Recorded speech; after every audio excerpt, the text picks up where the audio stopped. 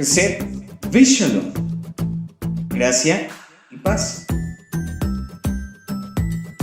Instrúyete a través de nuestra próxima enseñanza desde la comunidad Llamas de Fuego para las Naciones, Colombia.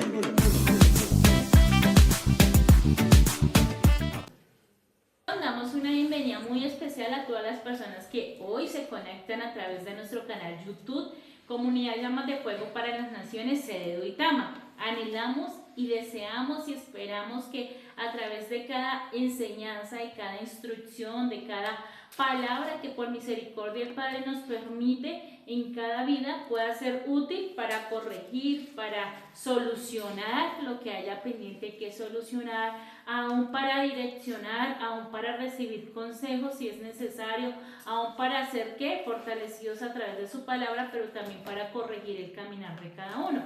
Por eso dice que la palabra es más cortante que una espada de doble filo, que entra, que penetra, pero lo importante de todo eso es que tiene que haber una transformación. Entonces, si tú estás allí a través de este canal de YouTube escuchándonos, y a todos los amados que hoy nos acompañan en la comunidad Llamas de Fuego, pues les invitamos a que abran su escritura, que sea su mente, su alma, su ser, todo su espíritu, aún su alma divina enseñoreándose sobre su alma animal, de pronto su naturaleza que le impide de pronto ahí que está sentadito entender la instrucción del Eterno a través de su escritura. Entonces vamos a dar continuidad y finalización hoy al capítulo 4 del libro de Bamidbar, y algo que veníamos aprendiendo era la importancia, y como lo hablábamos anteriormente y lo reitero de nuevo, según la escritura en 1 Corintios 6:19 dice: y no saben que su cuerpo es un templo para el Ruach HaKodesh que vive entre ustedes, el cual recibieron de Yahweh. El hecho es que ustedes no pertenecen a sí mismos, pues fueron comprados por precio, por lo tanto usen sus cuerpos para glorificar a Yahweh. Entonces hay un punto muy importante, y lo que hemos venido aprendiendo en el libro de Bamidbar es que cada uno de esos cuidados en medio del Mizcán, del templo, cuando se le fue ordenado al pueblo de Israel, a los levitas, puntualmente a la tribu de Leví, son los mismos cuidados, la esencia sigue siendo igual, y aunque ya no hay templos hechos por manos de hombres, siguen habiendo Mizcán, tabernáculos y templos, que es usted y yo. Cada uno representamos, según la escritura de Corintios, ese templo, y el cuidado y la esencia es la misma, y es guardar en santidad cada partecita de lo que implica nuestro cuerpo como tabernáculo. Por eso no podemos ignorar, aunque esto ya pasó o fue para el pueblo de Israel en lo visible, en lo tangible, para nosotros sigue siendo igual referencia a nosotros como cuerpos y tabernáculos. Por eso hay instrucciones que no se pueden pasar por alto. Hay órdenes, como Yahweh se las indicaba, en cuanto a la esencia, que era cuidar, preservar, limpiar. Eso debe permanecer ya no en un templo hecho por manos de hombres, sino en nosotros como templos vivos. Entonces vamos a continuar, y el libro de Números 4,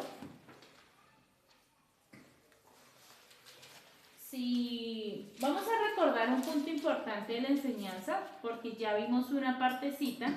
Steve, dame un punto importante del capítulo 4, de lo que aprendíamos hace 8 días a través del More Miguel Ángel. Aprendimos sobre los hijos de Aarón, los más mayores iban al censo del desierto.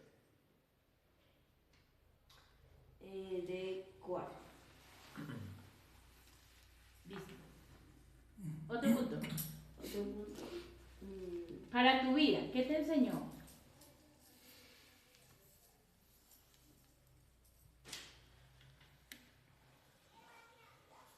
La escritura que fueron designadas las tareas por grupos. Entonces ya lo aprendíamos en el capítulo 3, que hubieron 4 grupos que rodeaban el Mizcán. ¿Quiénes fueron?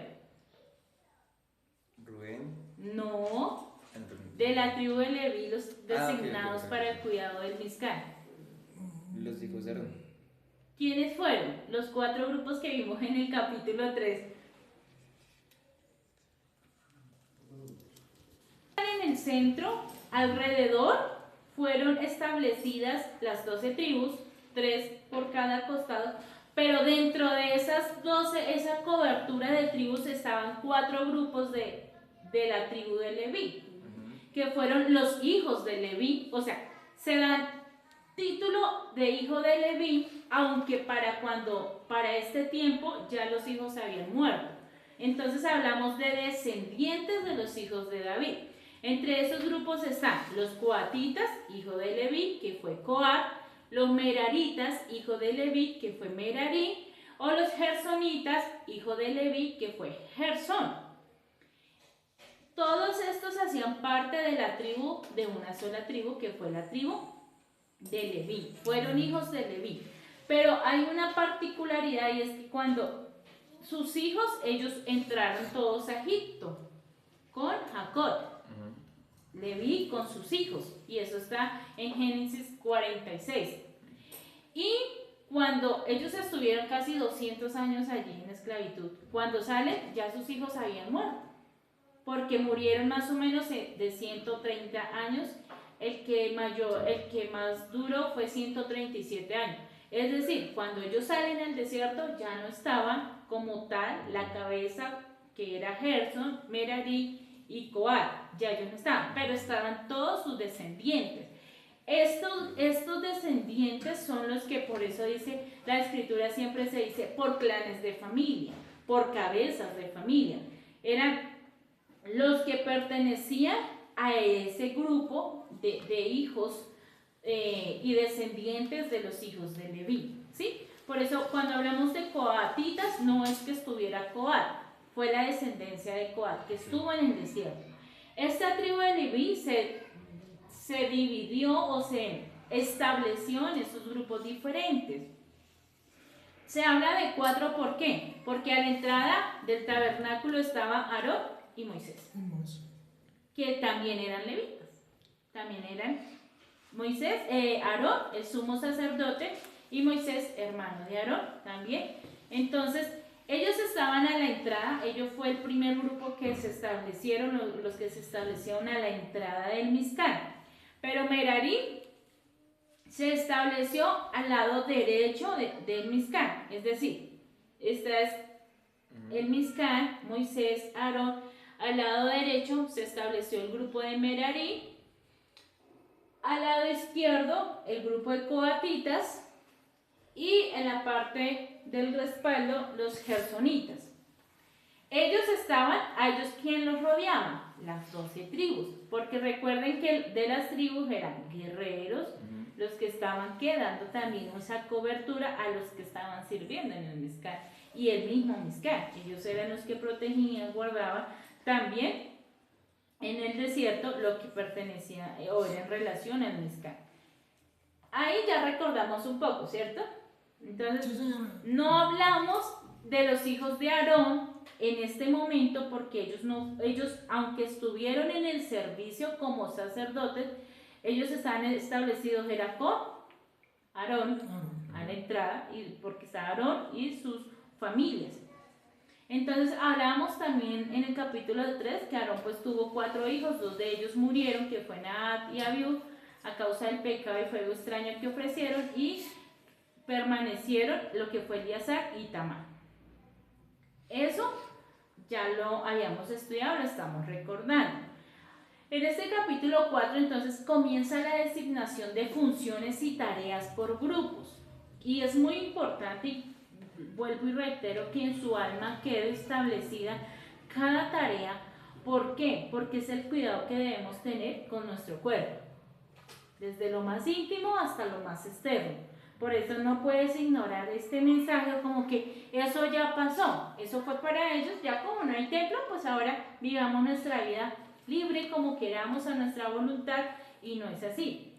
Hay ordenanzas que siguen permaneciendo, ya no en templos por manos de hombre, pero sí en nosotros como templo.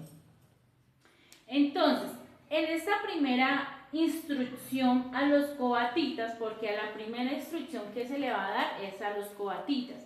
¿Quiénes fueron los coatitas? Ellos fueron los encargados de cuidar todo lo que implicaba lo que estaba dentro del tabernáculo. ¿Qué encontramos dentro del tabernáculo? ¿Quién me dice? Las tablas. Tablas. El arca. La menorá. Bien, entonces, encontramos 5 cosas. Menorá, el arca, dentro del arca pues encontrábamos las tablas, pero también, ¿qué más encontrábamos dentro del lugar santo y santísimo? La menorá. Ya, menorá, Los panes. los panes de la proposición, El báculo, eso estaba dentro del arca, sí, dentro del arca. el fuego, No. Con la menorá. Faltan 2, El lavadero de las manos, o sea, el altar de oro y el altar de sacrificio. Arca, mesa del pan de la proposición, la menorá, el altar de oro y el altar de sacrificio. Eso lo encontrábamos dentro del tabernáculo. Entonces, el grupo coatita se le dan especificaciones muy delicadas, pero también muy, muy bonitas. Cuando las aprendemos y las logramos entender en nuestra alma, es algo que nos enseña cómo dirigirnos en este caminar, cómo guardarnos, porque a veces dice, bueno, yo conocí al maestro, ¿y ahora qué hago? ¿Cómo debo conducir mi vida? ¿Cómo debo guardarme? ¿No se han hecho esa pregunta, ¿y ahora qué? Si ya no voy a vivir como vive el mundo, ¿ahora cómo me voy a guardar? Pues esto nos va a enseñar mucho. Los otros 2 grupos, los que fueron meraritas y gersonitas, fueron a cargo de transportar lo que era en relación ya todo, tanto lo interno como lo externo. Entonces hubo un grupo que se encargó de transportar los utensilios y era lo que vamos a ver. Ellos debían, primero, antes de transportar cada utensilio debía ser cubierto para que ellos no murieran. Es decir, el arca, antes de que el segundo grupo entrara para poderla transportar, tenía que estar cubierta. ¿Y quién era la tarea de cubrirlos? Solamente de los sacerdotes. Si eso no estaba cubierto y ellos entraran a transportarla sin la cobertura, ellos morían. Pero ¿eso qué significa con nosotros? Entonces, ¿cuál fue el propósito del tabernáculo? ¿Quién me dice? Un lugar para que el padre descansara. Para que habitara. Eso lo encontramos en Éxodo 25:8. Sí. Otro punto es que era el lugar en el cual era la presencia del Eterno, del cielo a la tierra, hablemos así. Era la manera con la cual el pueblo se podía reunir con el Eterno, podría presentarse delante del Eterno, cumplir las fiestas, todo, pero pues partiendo de un mundo espiritual a un mundo terrenal. Un mundo espiritual a un mundo terrenal. Al final, hice un paro. Al final, es interactuar, aunque sabemos que no es visible cara a cara, ¿no? Pero sí esa comunión, esa relación íntima con su pueblo. ¿Y qué pasó? ¿Qué pasó a través del tiempo? Aún el pueblo de Israel no pudo entender el propósito del Mizcán, por eso muchos se acercaban de forma incorrecta, con juegos extraños y morían. Muchos quisieron tal vez hacerlo a su manera y perecían en medio del intento. Por eso, digamos que aún tiempo después el templo este fue ordenado por Yahweh, por instrucción de Yahweh a Moisés, pero vemos que tiempo después, por voluntad de hombre, con el rey David, se inicia de nuevo una idea de construcción de templo, pero ya hecho a la voluntad de hombre y que es destruido tiempo posterior. Y que vemos que la historia se repite en el último tiempo final. El hombre quiere levantar un lugar hecho por hombres que no es orden de Yahweh ni es a la voluntad de Yahweh para anular, no, sino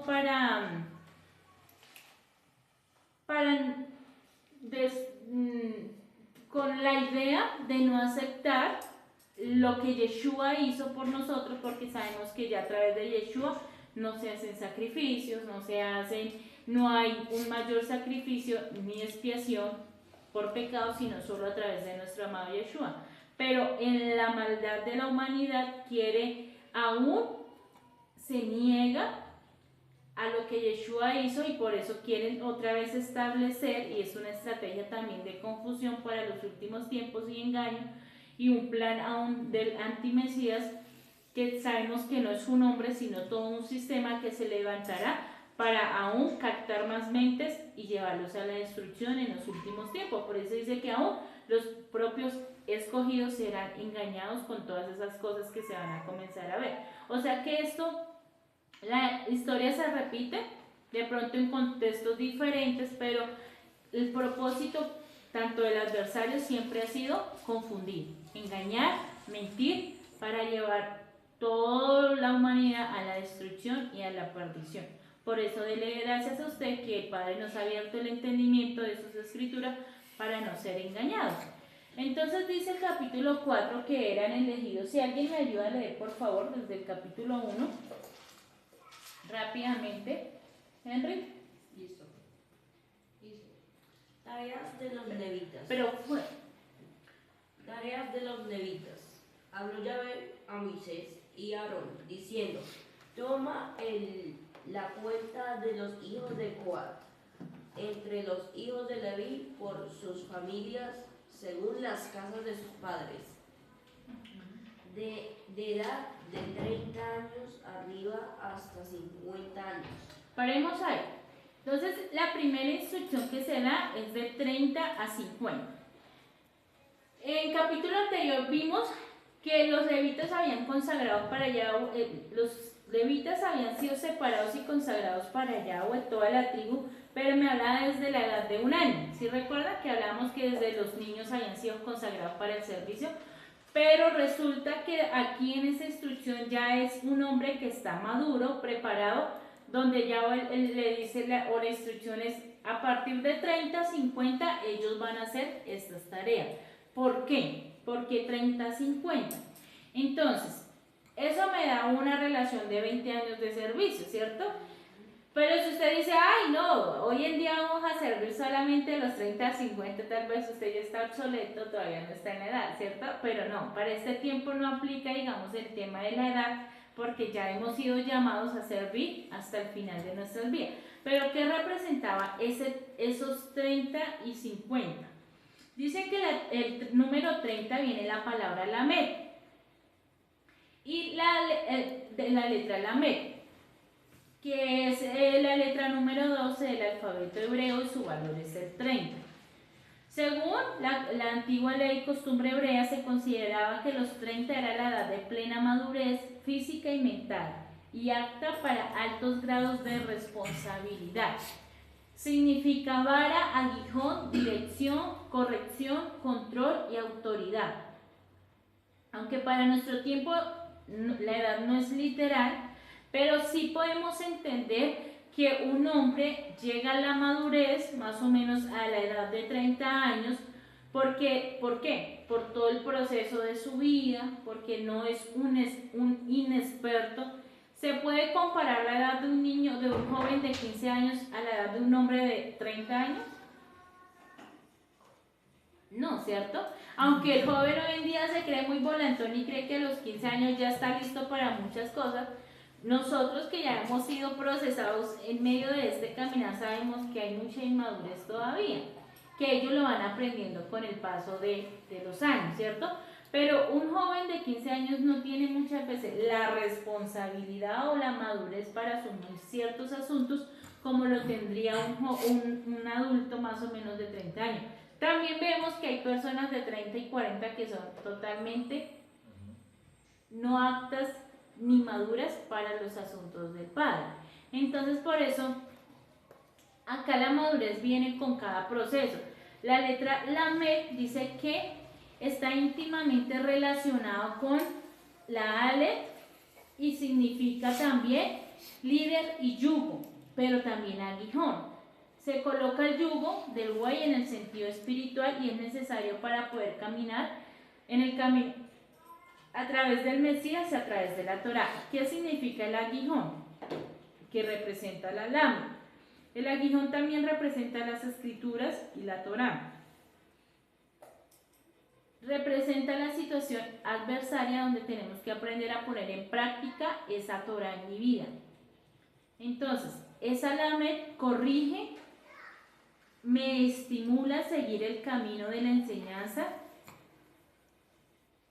que nos pone a prueba también, y a través de ese aguijón nos sirve para estimularnos a seguir avanzando. Y eso lo vimos en la luz de la escritura también, aun cuando Pablo fue ¿qué? Aguijoneado, que sabemos que no fue una enfermedad como se ha enseñado, sino que él fue aguijoneado por los mismos fariseos.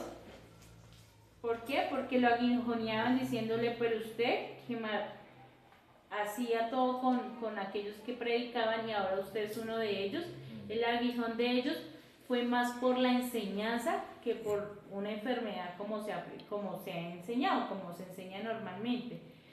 El aguijón hace parte de esa dirección de mi vida. Dice que el aguijón o el yugo se pone normalmente a un buey, ¿para qué? ¿Para qué se pone el yugo en un buey? Para que no se desvíe. Para que no se desvíe. Por si el buey se para, No mire para los lados. no mire para los para lados, atrás. y si el buey se estanca o se queda parado, se hace un gesto para que él siga avanzando, como cuando se le pone a los caballos esos grilletes también. Es una estimulación, ¿para qué? Para que no haya un estancamiento, para que no haya un retroceso, sino para que siga el camino en avance. Eso mismo es lo que hace la escritura en nuestras vidas. Entonces, lo primero que ellos debían tener, estos hombres, a la edad de 30, era que tuvieran una vida conducida, recta. ¿Para qué?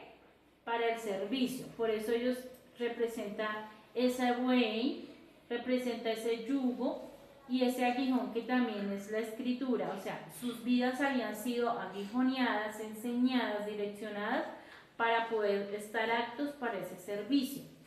Esa era una de las características de los 30 años, que ya eran hombres preparados, o sea, no eran inexpertos.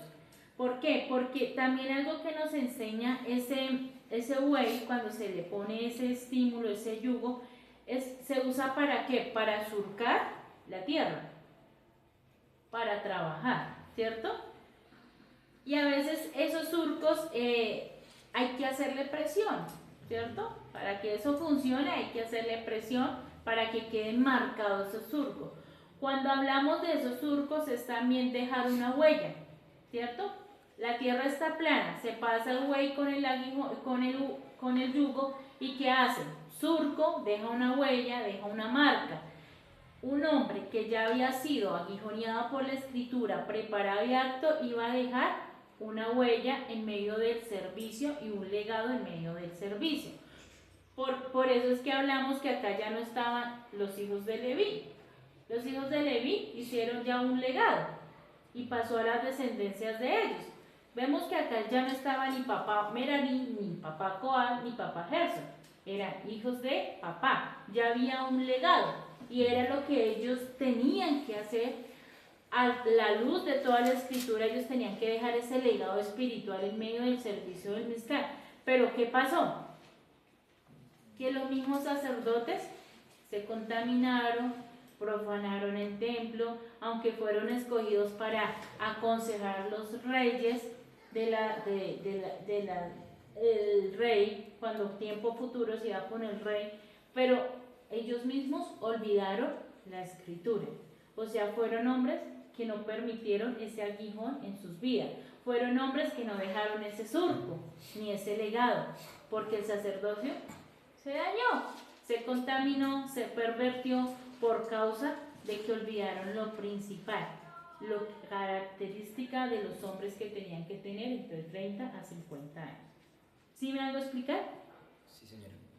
¿Tienen dudas, preguntas al final? Bueno, el número 50, entonces podemos entender o tener el yugo sobre nosotros y estar quietos sin avanzar. Muchas veces tenemos el yugo, tenemos ¿qué? Escritura, pero no estamos avanzando. ¿Por qué? Porque muchas veces con la misma escritura teniéndola no avanzamos. Porque hay un estancamiento. ¿Por qué se da el estancamiento? Falta de obediencia. ¿Por qué se da el estancamiento? Falta del aguijón. Falta del aguijón, del estímulo que muchas veces necesitamos. ¿Para qué? Para seguir Para avanzando. avanzar. Si no avanzamos, ¿vamos a hacer surco y legado? No, ¿Una persona que no avanza en la vida espiritual deja un legado? no. No. Eso es muy importante para nosotros de papá, porque a veces queremos dejar un legado a nuestros hijos y resulta que somos los que estamos más estancados. Cuando estamos estancados no dejamos un legado espiritual. Eso sí, ténganlo muy presente. Vamos ahorita al número 50. ¿Qué representa el número 50? Es el número lo que nos representa o lo que nos lleva a la redención. 50 días había entre la salida de Egipto hasta la entrega de la Torá en Sinaí, cuando la primera parte, que era la primera parte de la redención, fue completada. El número 50 también habla del año jubileo, como ya lo hemos aprendido, aún que es una gran fiesta en la redención final. El número 50 está relacionado con la letra Nun, que es la letra número 14 del hebreo, y significa semilla, pez, vida, continuar, perpetuar, Mesías, sabiduría y retorno. Digamos que esta partecita es un poquito extensa para entenderla, pero ya luego que entendemos, porque era una característica de todos los tres grupos. O sea, tanto meraritas, jarsonitas, coatitas tenían que tener entre 30 y 50 años para el servicio. Pero ya después de que salgamos de esa partecita, ya es más sencillo el aprender lo que eran las responsabilidades. Entonces, los levitas servían en el santuario hasta los 50 años porque el trabajo también era otra razón, era en el tabernáculo, era físico y requería fuerza. Entonces por eso, a partir de los 50 no era que ellos se quedaran quietos sin servicio, solo que eran como cambiadas las designaciones, o sea, ya no hacían trabajos, digamos, de fuerza, pesados, de cargar, de transportar, sino hacían otras tareas un poco más suaves en cuanto a fuerza física. Era otra razón por la que ellos servían hasta los 50. Aunque nosotros no tenemos edad de jubilación como los levitas, lo que sí nos enseña es que nuestro servicio es desde que el Padre nos permite hasta el final de nuestros días. ¿Por qué servían los 20 años? El número 20 significa la letra Kaf y tiene el valor numérico de 20. Kaf, que es como así. Esta es la 11ª letra del Alefet o del alefato Alefet y su valor numérico es 20. Representa la palabra Keter, que representa corona, y es la primera letra de la palabra. Esta letra Kaf está doblada. Representa como la palma de mi mano, así como la estamos haciendo, más o menos. Una C pero al revés. Pero inclinada hacia abajo. Cerrada. Dice que tiene la forma de un recipiente que puede contener y acomodar cosas en su interior. Entonces, si yo pongo aquí esta copa, está así, pero si la hago así, ¿la podré sostener? Sí, claro. Sí. Entonces puede contener, esa palma de mi mano puede contener, también dice que se hace referencia como a una cuchara, que es una extensión natural de una palma como recipiente. Proviene la raíz chores kafar, que significa inclinarse, sugiere la forma concavada o inclinada y hace referencia a mi cuerpo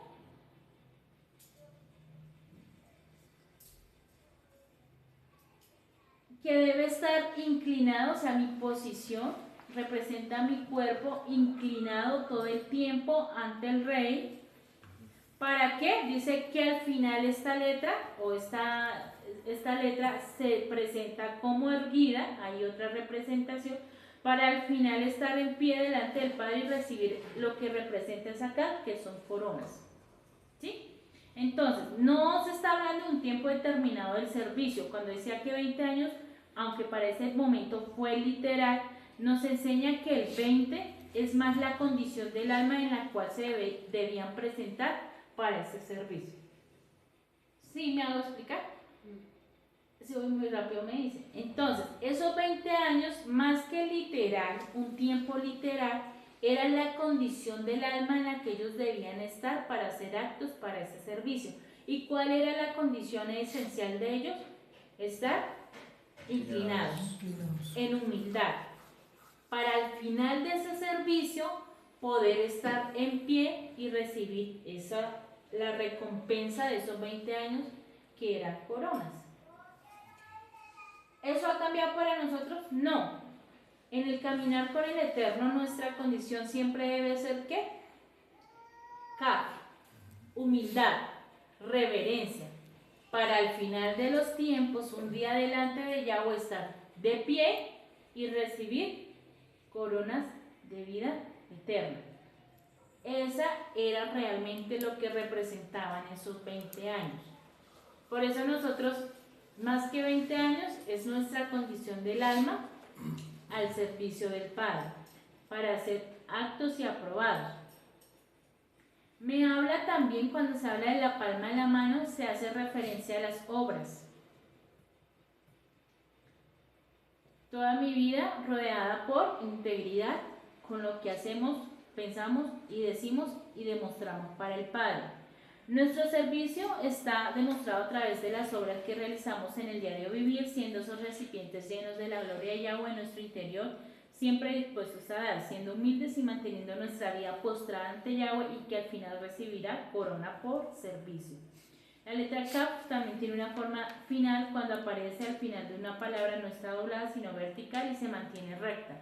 Esto simboliza a la persona que se humilla y se inclina y que al final recibirá aún respeto y recompensa de parte de Yahweh. Eso era lo que me representaba esos 20 años de servicio. Ahora, este grupo que estaba a cargo de cuidar, vamos a seguir leyendo. Desde el 24. Desde... Me adelanté mucho. Desde el 4. El oficio de los hijos de Coat en el tabernáculo de reunión en el lugar santísimo será este. Cuando haya de mudarse el campamento, vendrá Aarón y sus hijos y desarmarán el velo de la tienda y cubrirán con él el arca del testimonio. ¿Sí? Sigue. Y pondrán sobre ella la cubierta de pieles y tejones, y extenderán encima un paño todo de azul y le pondrán sus varas. Sobre la mesa de la proporción extenderán un paño azul y pondrán sobre ella las escudillas, las cucharas, las copas y los tazones para librar el pan, y el pan continuo estará sobre ella. Y extenderán sobre ella un paño carmesí y lo cubrirá con la cubierta de pieles de tejones y le pondrán sus varas. Tomarán un paño azul y cubrirán el candelario del alumbrado, sus lamparillas, sus despabiladeras, sus platillos y todos sus utensilios del aceite con que se sirve, y lo pondrán con todos sus utensilios en una cubierta de pieles de tejones y lo colocarán sobre unas parihuelas. Sobre el altar de oro extenderán un paño azul y lo cubrirán con la cubierta de pieles de tejones y le pondrán sus varas.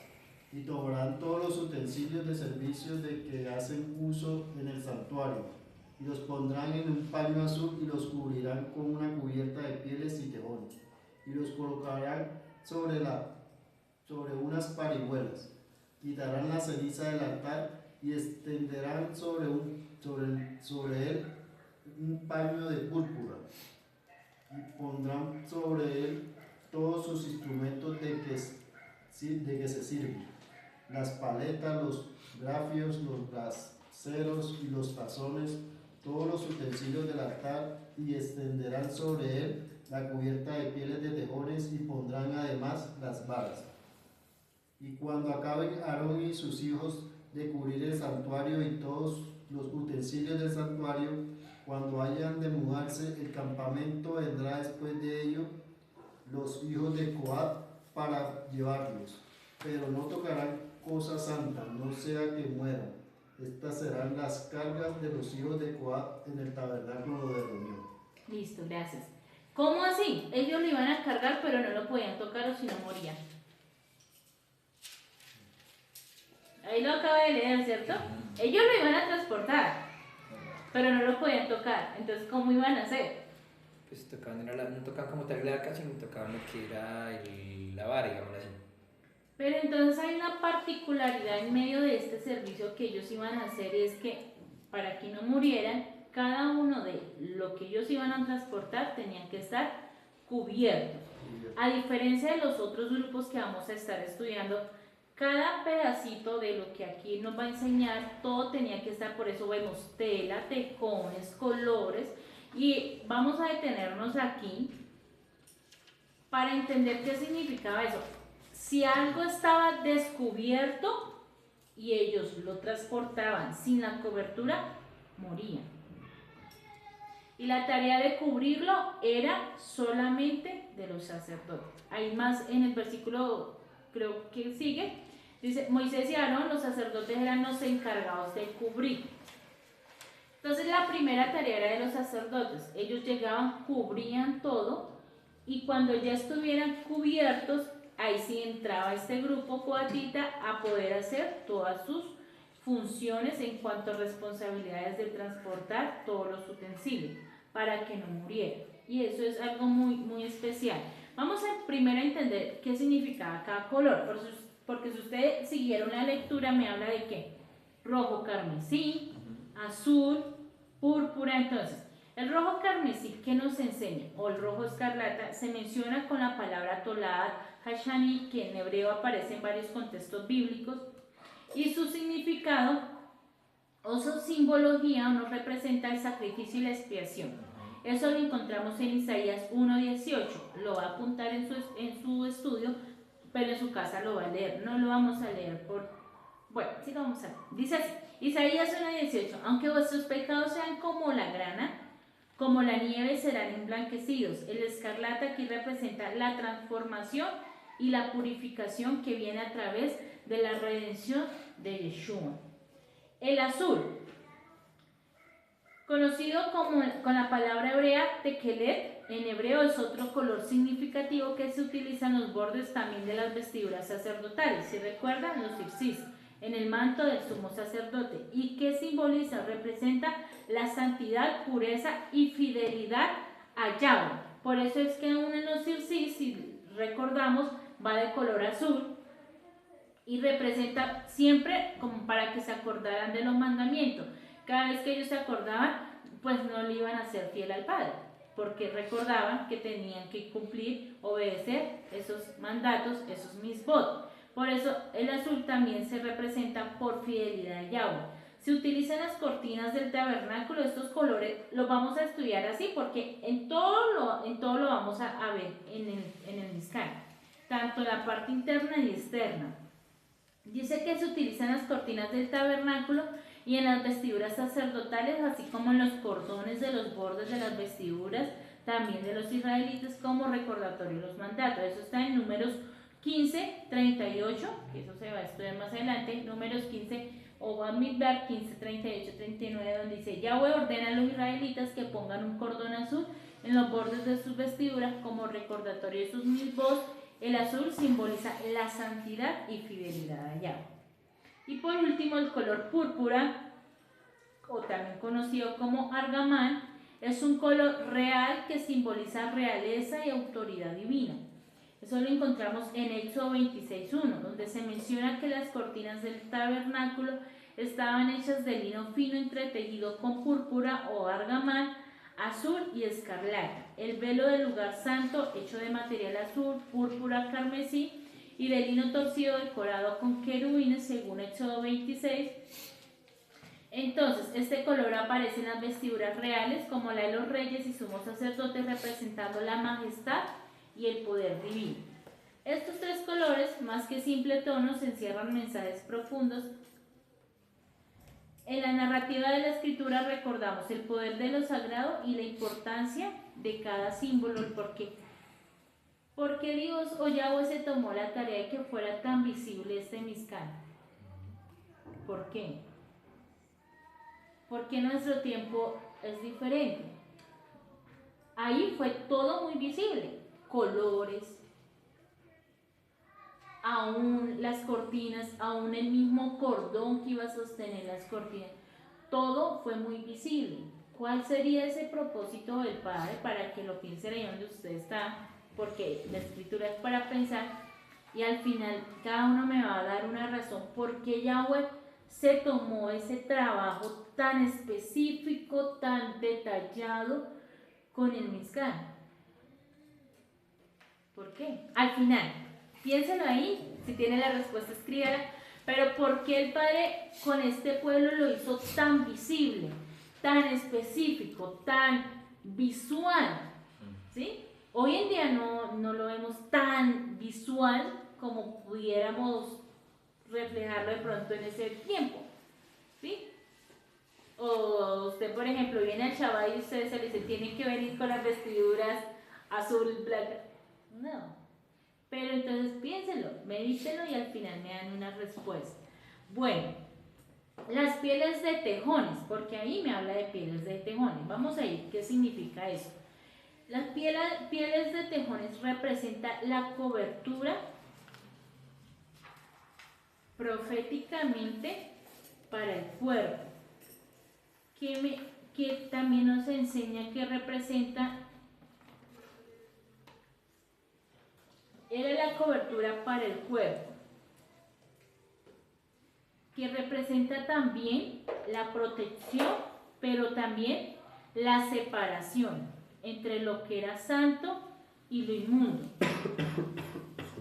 Representa tinieblas y luz no tienen comunión.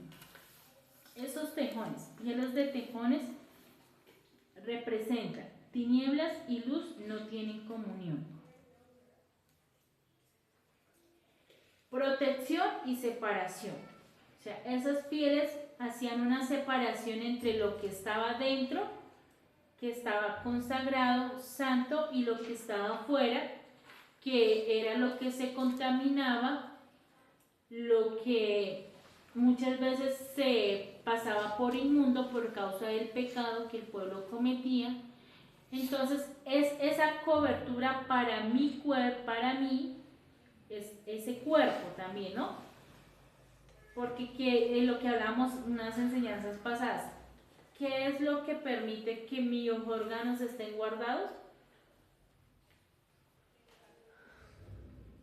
O lo íntimo, El cuerpo, la piel. Esta piel es la que guarda ¿qué? Mis órganos, mi corazón, la sangre, porque si no hubiera eso, por ejemplo, la cobertura de la sangre, ¿qué son? Las venas. Si no está esa cobertura chiquitica y delgadita, la sangre ¡pum!, saldría por todo el cuerpo, hemorragia, no tendríamos sangre. y muerte. O estaría toda regada por el cuerpo en un orden inadecuado y ahí se producen las hemorragias cuando se sale la sangre de esa cobertura que hay, hemorragias. Y una hemorragia puede llegar a la muerte. Sí. Sí, claro. Una hemorragia en el cerebro puede llevar a la muerte. Entonces, hay cosas que parecen ser sencillas, pero el significado o la importancia es tan, por ejemplo, dice una vena. ¿Qué es una vena? Tal vez puede sonar sencilla, pero sin esa venita se sale de su orden, puede traer una muerte. ¿Qué pasaba en el Mizcán? Si se exponía lo que estaba guardado a la santidad, el que entrara a mirar o el que entrara o viera esa exposición, moría, ¿cierto? Sí.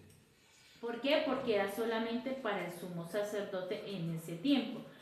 Pero también aprendíamos que aún Moisés entraba al tabernáculo sin ninguna y no moría. ¿Y quién era el sumo sacerdote? Aarón, según la orden arónica.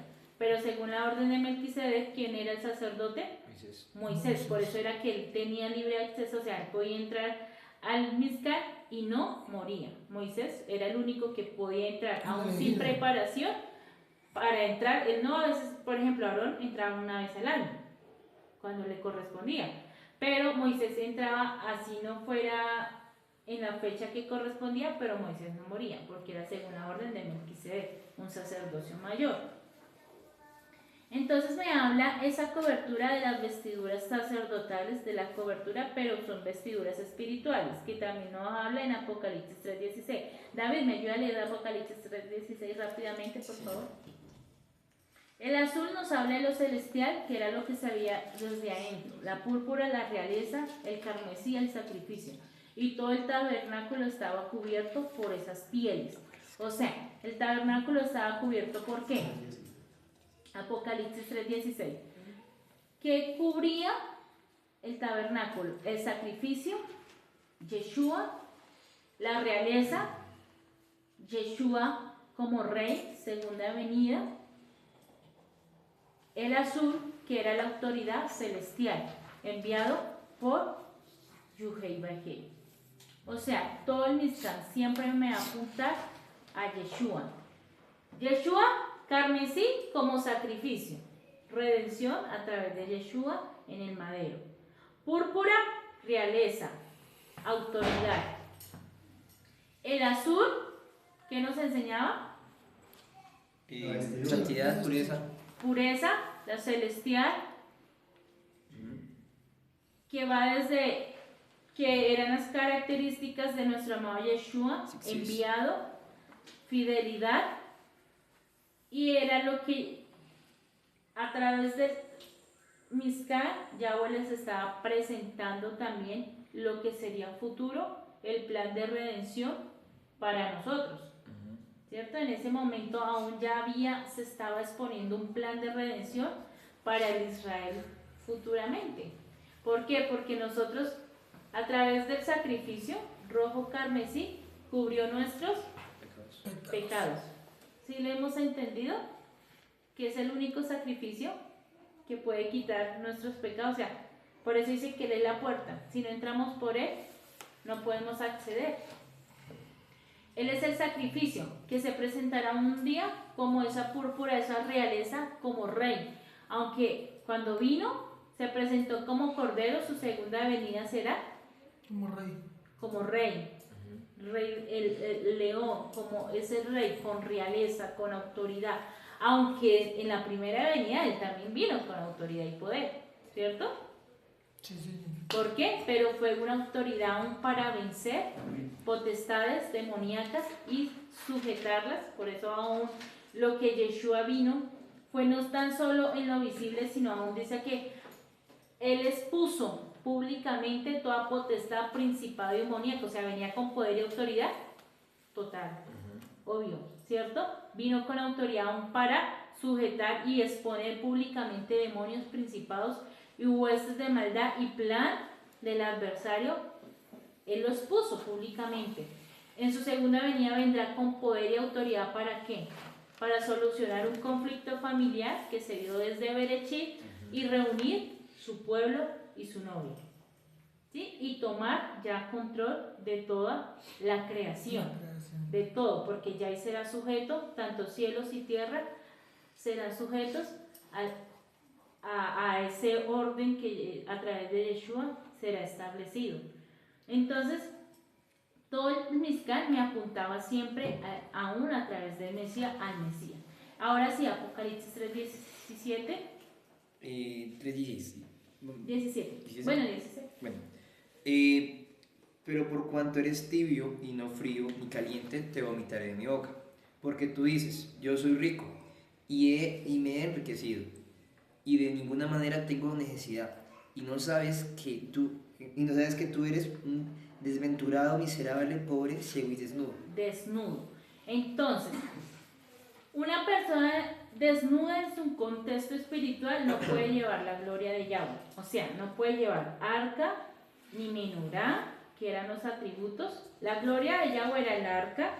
Una persona desnuda espiritualmente no puede llevar la menorá, los atributos. No puede llevar el incienso grato al Padre, que era el altar de sacrificios y el altar de ofrenda. Tampoco puede ser del pueblo, porque no está en la justicia de Yahweh, que representan los panes de la proposición, que son los panes de la presencia. Por eso era que necesariamente el sumo tenía que cubrir los utensilios para que los pudieran cargar. O sea, ellos estaban de una u otra manera desnudos, ¿sí? O esos utensilios quedaban expuestos, por eso ellos morían, porque no estaba la cobertura del sacerdote. Nosotros, como ya no hay algo visible, tangible, pero ¿quién cubre nuestros pecados? Yeshua. Si estamos desnudos y no tenemos el plan de redención, el perdón a través de Yeshua, no entramos, estamos desnudos espiritualmente. Por eso dice, ay, pobre de ti, que eres desnudo, pobre, y no hace referencia a un vestido literal, porque estamos aquí con ropa externas, pero no tenemos tal vez las vestiduras de justicia. Estamos aquí con ropa externa, pero tal vez no hemos sido cubiertos por el sacrificio de Yeshua. Y al no estar cubiertos, estamos expuestos a que todo eso, por eso es un peligro una persona que entra pretendiendo ministrar, ¿sí? O imponer manos, o impartir cosas que ni siquiera la persona lo ha entendido, o no ha sido cubierto para ser transportador de lo que ellos, entre comillas, quieren hacer. Por eso es que vemos mucha gente dentro de la religión muertos tratando de dar vida a otros muertos y no pasa nada, ¿cierto? No pasa nada porque ni ellos tienen las vestiduras y las coberturas correctas, y eso también lo aprendíamos en Mateo, cuando hay un hombre que, cuando es la invitación a todos los, eso lo hablamos en el ayuno, ¿sí recuerdan? ¿Quién recuerda la palabra? Los que vinieron al ayuno. Mateo 22, cuando se hace la invitación a las bodas. No, Steven no vino. Vino Henry, vino Nelson. Hace 8 días. ¿Se acuerdan de Mateo cuando se hace la invitación a la boda y que no van? ¿Sí recuerdan? ¿No? Bueno. Mateo 22, cuando nos enseña que hay un hombre, un rey, que hace la invitación para una boda y hace todos los preparativos y resulta que ninguno... En el ayuno. Exacto. Y dice que ninguno de los invitados fueron. Todos tenían asuntos pendientes por fuera que hacer. No, yo estoy con esto, yo estoy con esto, no puedo ir, no puedo ir. Entonces el rey dice, esto no puede quedarse así. Manda y trae todos los que estén afuera, en los campos, vayan, inviten, a que sea. Y dice que entre todos esos llegaron, pero cuando el rey entra a la boda dice que observa a un hombre que no tenía las vestiduras apropiadas. Y entonces analizábamos el por qué, pues si mandó a traer de los campos, ¿acaso qué vestiduras esperaba que tuviera el rey? Porque si venía de campos y si él... Sí. Entonces no se habla de unas vestiduras literales, sino eran las vestiduras de justicia, de las obras o de la presentación que el hombre estaba teniendo como rey. No era una vestidura literal, sino su vida, su intención, las vestiduras de justicia, su caminar, su conducta y su comportamiento. A eso es lo que hace referencia. Entonces, este grupo que tenía que tener, debían estar cubiertos, o todas las personas encargadas de ministrar arcas, atributos. Entonces, la primera condición de usted como templo, en su alma, usted es responsable de cargar los atributos, que fue lo que aprendimos esta semana, Isaías 11:2. Usted es encargado de llevar la presencia, la gloria, el arca, pero usted también es encargado de ofrecer ese sacrificio, esa ofrenda, lo que aprendíamos en el ayuno, y usted es responsable de tener o de encargar o presentar esos panes de proposición, que es estar en la justicia de Yahweh, pero no vas a tener la capacidad de todo eso si no estás cubierto por el sacrificio de Yeshua, que son tus vestiduras. Si no está eso, difícilmente va a cargar. Por eso es que dice la gloria de Yahweh pesa. Para el que no está cubierto, lo mata. La gloria de Yahweh te levanta o te mata. Por eso es que hay asuntos o hay personas en medio del caminar que cuando entran pretendiendo entrar con vestiduras incorrectas o desnudos, vienen juicios. Eso es una muerte. Un juicio es una muerte espiritual o física. ¿Por qué? Porque pretendieron entrar sin las vestiduras o sin la cobertura a través de Yeshua, sino a su manera. Entonces, usted es responsable de eso. Entonces, el primer grupo nos enseña lo íntimo. ¿Dónde se cargan los mandamientos? ¿Dónde se cargan los atributos? ¿De dónde sale? Del alma. Por eso era lo íntimo, lugar santo, lugar santísimo. Mi alma, ese primer grupo era encargado precisamente, es lo primero que nos enseña, mi alma. A partir del versículo 22 vamos a ver el segundo grupo, que es el grupo gersonita. Si alguien me ayuda a leer desde el versículo 22. Toma también el número de los hijos de Gerson según las casas de sus padres por su familia. De edad de 30 años hasta 50 años los contarás. Todos los que entran en compañía para servir en el tabernáculo de reunión. Este será el oficio de las familias de Gerson, para ministrar y para llevarán las cortinas de los tabernáculos, el tabernáculo de reunión, su cubierta, la cubierta de pieles, de tejones que está encima de él, la cortina de la puerta del tabernáculo de reunión, las cortinas del atrio, las cortinas de la puerta del atrio que están cerca del tabernáculo y cerca del altar alrededor, sus cuerdas y todos los instrumentos de sus servicios y todos los que serán hechos para ellos, así servirán. Según la orden de Aarón y de sus hijos serán todo el ministerio de los hijos de Gerson en todos sus cargos y todo su servicio, y les encomendaréis en guarda todos sus cargos. Este es el servicio de la familia de los hijos de Gerson en el tabernáculo de reunión, y el cargo de ellos estará bajo la dirección de Itamar, hijo del sacerdote de Aarón. Bien, hasta ahí. Entonces, ¿qué significa Gerson? Gerson significa extranjero, que mora temporalmente y peregrino. Y pónganle cuidado mucho a lo que significa cada nombre. Extranjero que mora temporalmente y peregrino. Murió de 137 años y eran encargados de transportar. Pero esa palabra transportar viene del Strong 5148, que es guiar, guía, caminar, conducir por un camino, llevar. Entonces hay algo muy especial en este significado, y es quienes conducían por el camino.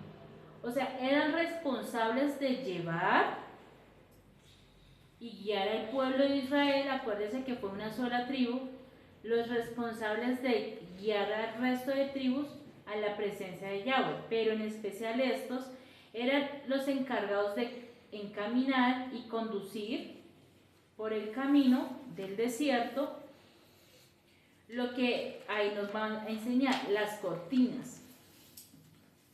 Dice que las cortinas del tabernáculo, uno dice, bueno, ¿por qué tantos hombres para transportar? Bueno, las cortinas del tabernáculo tenían medidas específicas. Eran de 28 codos, que esos son aproximadamente 12 metros, 12.6 metros de largo.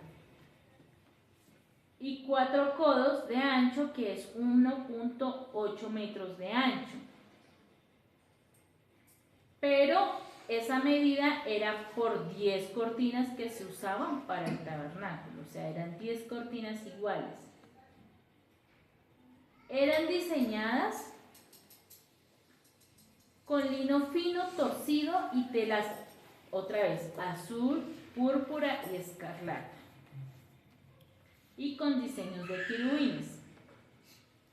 Dice que se unían grupos de 5 con lazos y broches.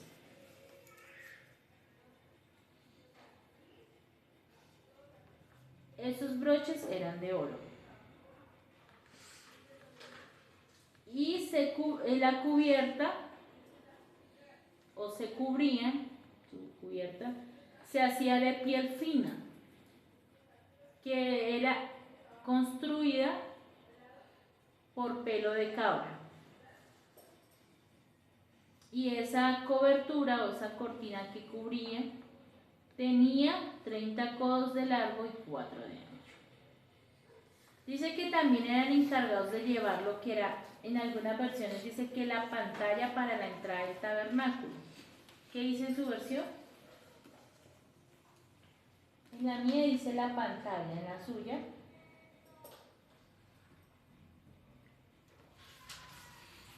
el velo. La pantalla, los que dicen su versión, la pantalla también hace representación o lo mismo en la versión que dice el velo. Dice que era el velo interior.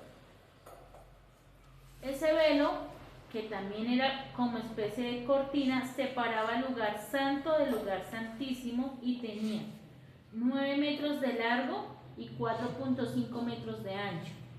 Los materiales que se usaban para formar este velo era igual, colores azul, púrpura y carmesí con diseños bordados de querubines y era finamente torcido el lino, en lino finamente torcido.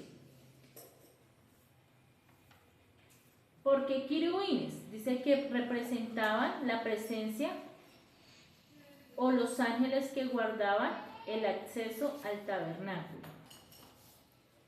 Dice que eran también tapices encargados de transportar los tapices para el patio. ¿Qué son tapices? Los tapices es igual a paños grandes, todo era en cuestión a tela. Eran paños grandes hechos a mano tejido con lana o seda y se utilizaba en los distintos colores azul, púrpura y escarlata. Y el velo para la entrada del patio que era construido igual, con lino torcido de los 3 colores. Pero estas cortinas llevaban unas cuerdas que eran las que la sostenían. Y las cuerdas hacen referencia, porque las cuerdas por sí solas no se iban a sostener. Entonces dice que se armaban grupos de 5, se amarraban, se sostenían con los aros, que también vamos a ver qué significa, y aún las bases que también eran redondas. Dice que se sostenían y esas estaban cubiertas de oro.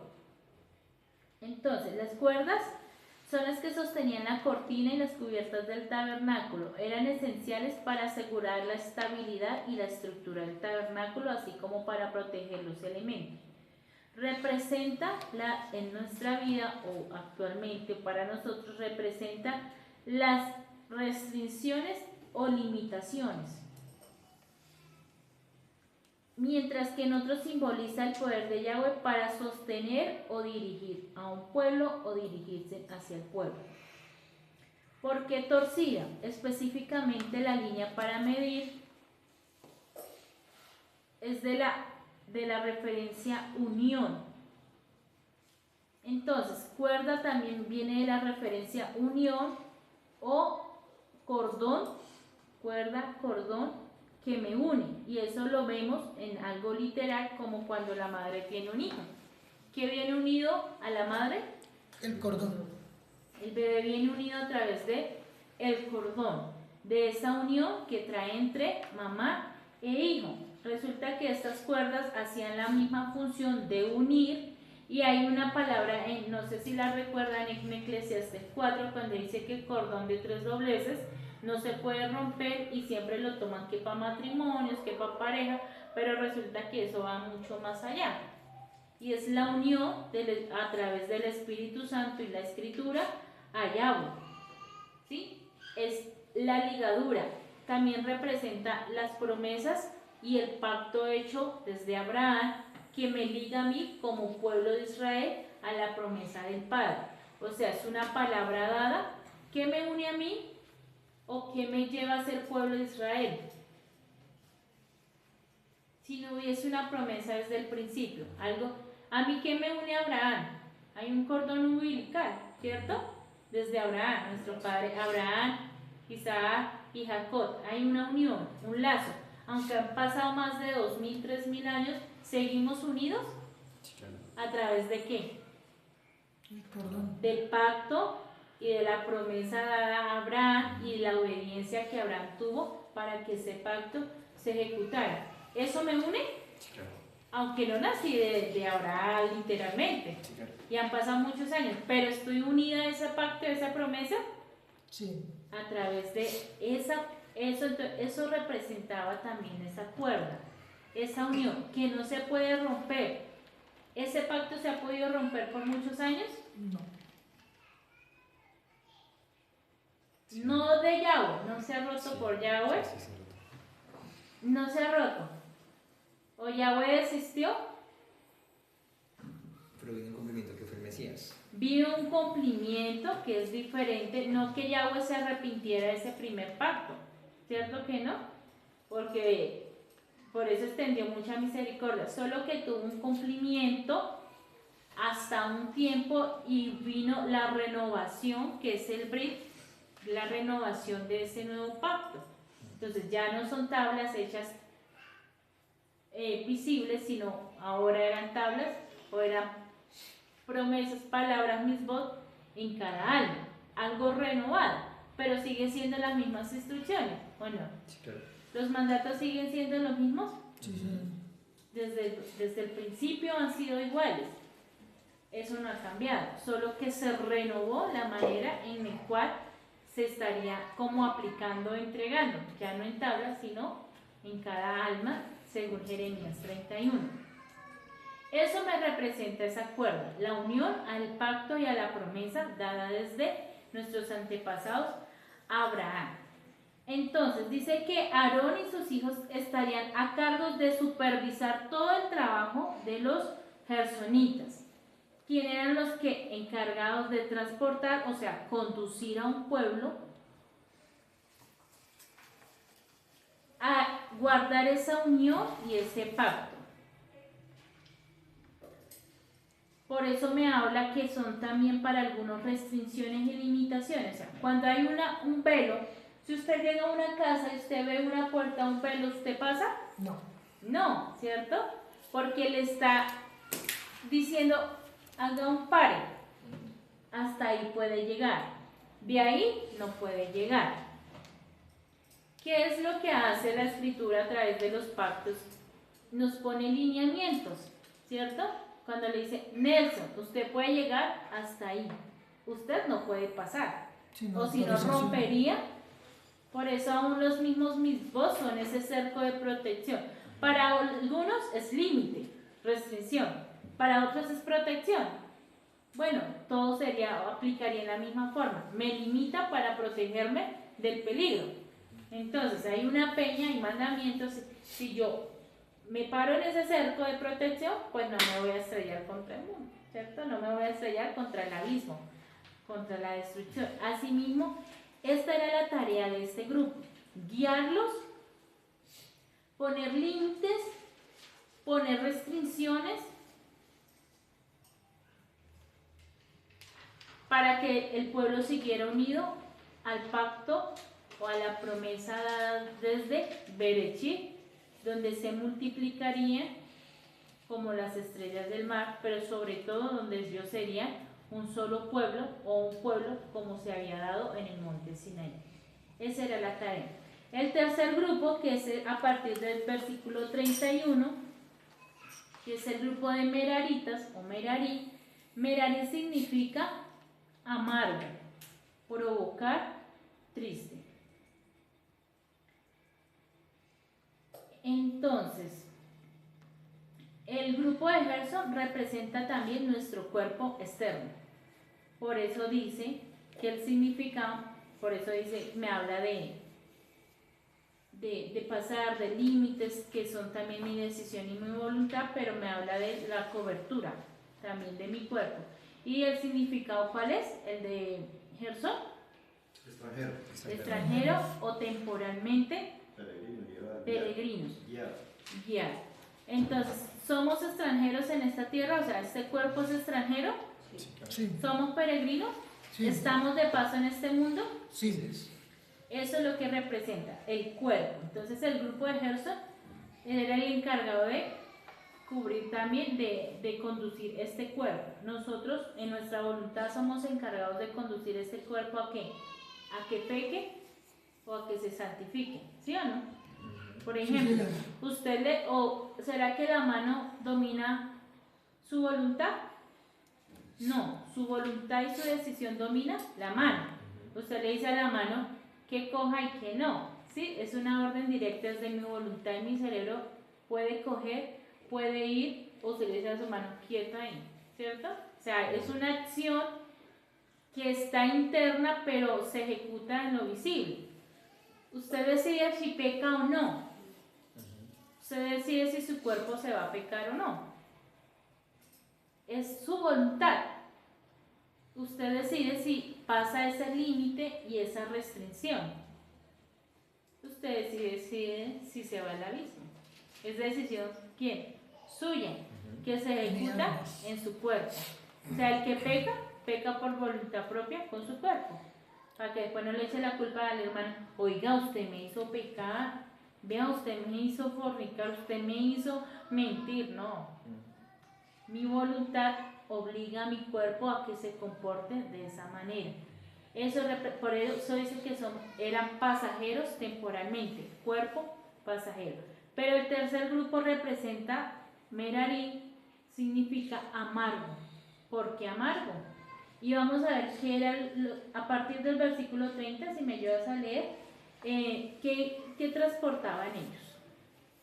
Desde la edad de 30 años hacia arriba, de 50 años los contarás, todos los que entran en compañía para servir en el tabernáculo de reunión.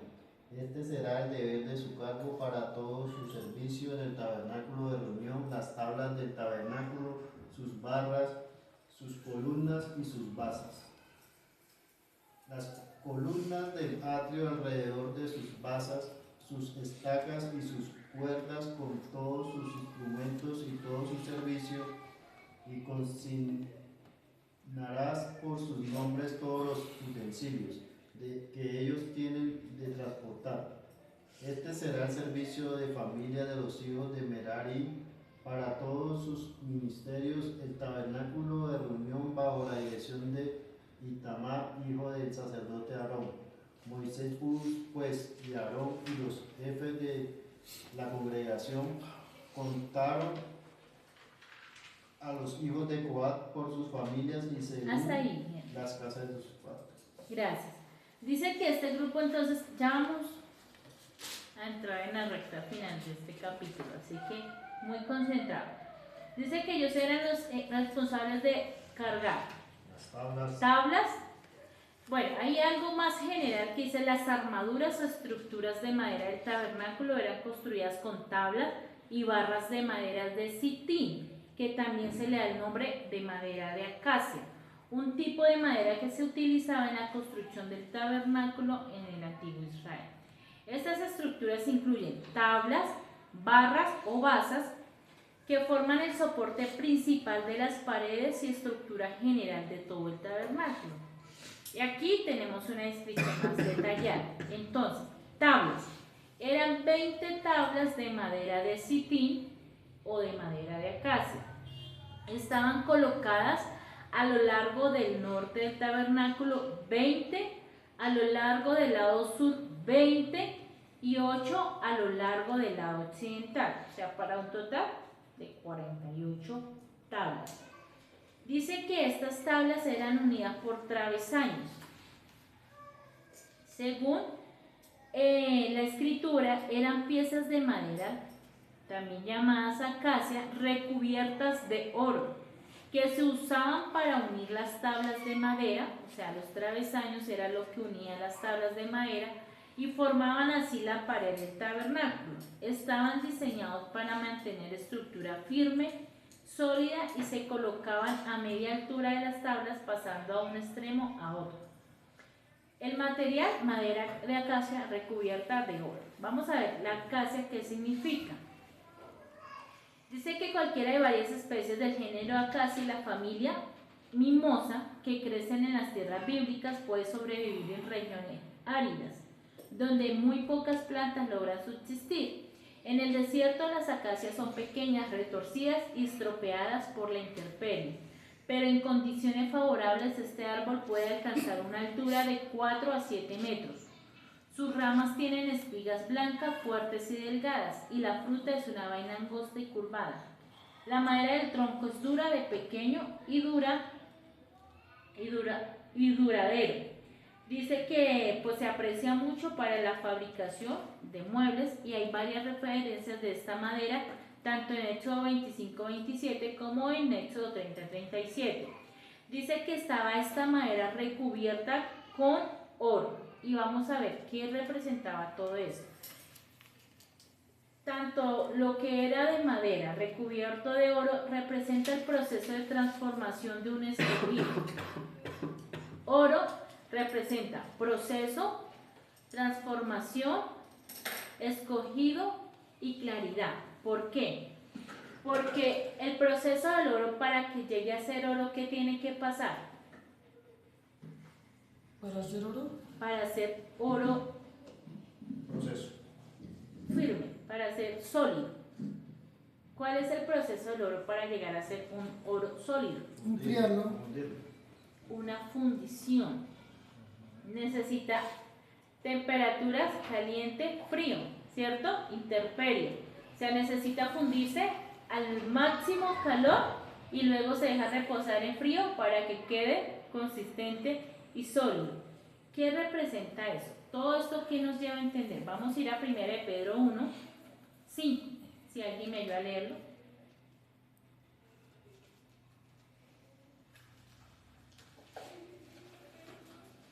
1 de Pedro 1, 5.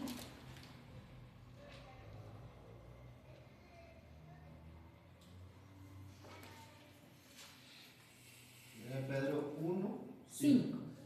dice que sois guardados por el poder de Dios mediante la fe, para alcanzar la salvación que está preparada para ser manifestada en el tiempo postrero, 6 y 7.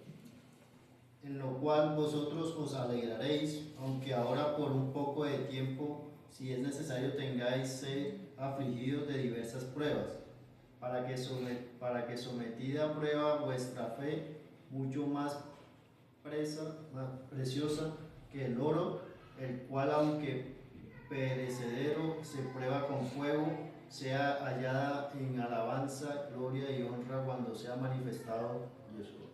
Entonces dice que acá se está haciendo una comparación o se está haciendo como una...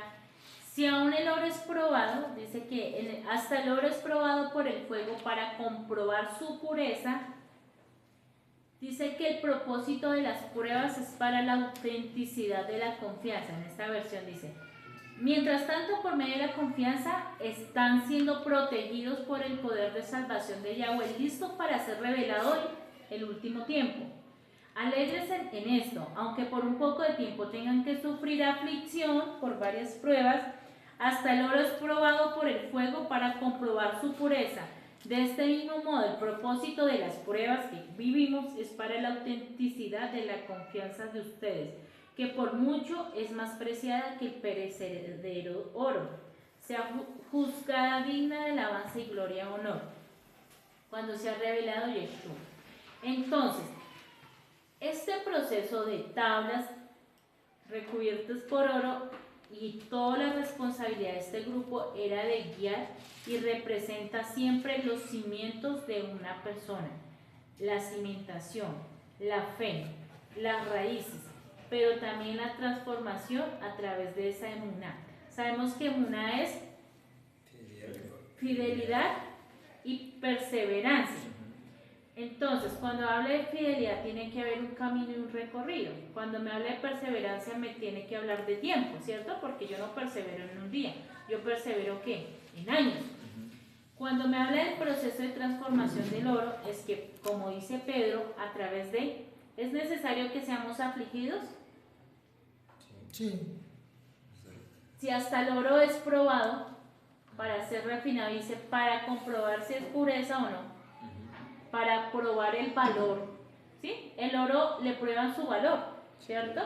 Lo funden a una intemperie, alto, caliente, para saber si es buen oro o no, si es oro nacional o es oro extranjero, ¿cierto? Asimismo, Yahweh nos hace la comparativa, una analogía con nosotros en medio de nuestro caminar, diciendo, es necesario que ustedes sean probados. ¿Para qué? Para pesar el valor de cada uno. Para pesar si usted va a aguantar la intemperie a alta calor, a alta fricción, pero también para ver si va a aguantar esa intemperie o ese estado de estar en un clima climatizado, donde por eso dice que hay gente que muchas veces busca a Dios solamente como un Dios bombero, solo en tiempo de aflicción. Ay, estoy enfermo. Dios, ahora sí me acuerdo de ti. Mentiras, eso no es así, como nos ha enseñado la religión, sino en todo tiempo es estar siendo transformados y aptos y probados nuestro valor. Por eso es necesario que usted, si en este tiempo usted está viviendo aflicción, prueba, persecución, como lo vivían los de antaño, como lo vivieron los profetas, pues alégrese. Porque Dios le está diciendo, yo te estoy probando por si eres apto o aprobado. Yo estoy probando tu valor. Yo estoy probando si eres oro refinado o solo eres madera. Por eso estas tablas y este grupo era el encargado de guiar que o me representa la vida de un creyente o un israelita, un pueblo de Israel. Dice que los postes y las bases del tabernáculo también ellos la transportaban. Equivalen a 4.5 metros de longitud por 0.6 metros de ancho. Y estos postes tenían forma circular. Eran basas o postes circulares. ¿Por qué? Representa la unión eterna. No tiene principio ni fin. Es circular. Es la unión que Yahweh quiso establecer desde el principio con el hombre. Desde siempre quiso establecer algo que no terminara.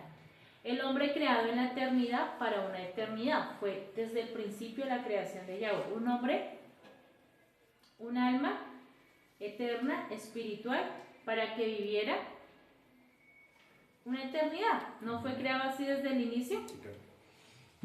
Eso representa las bases. Pero ¿qué hizo que en medio de ese palo, esa base, hubiera una grieta? Porque cuando la madera se agrieta, ya no hay unión, ¿cierto? Tenemos algo redondo. En medio de esa madera se hace una vértice, se hace una grieta, ya no está la unión. Esa unión, ese quiebre, el hombre mismo lo hizo al momento de pecar desde el huerto. O sea que en este momento, si una persona quisiera presentarse, ¿hay un quiebre? Sí. Dependiendo. Porque sigamos, si usted ya está encaminado en esa vida de justicia, de ser probado, usted está siendo probado y apto como el oro refinado, y está siendo apto para el tiempo final, para el día del juicio, se ha ido cerrando ese quiebre hasta llegar a la semejanza de hacer algo agradable delante del Padre. Digamos que aunque va a seguir estando la abertura por causa del pecado inicial, pero digamos en cuanto a lo individual, y algo muy tremendo porque acá dice que cada uno por nombre.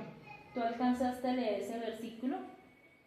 Cuando dice que cada uno por nombre, sigue leyendo, Gemma.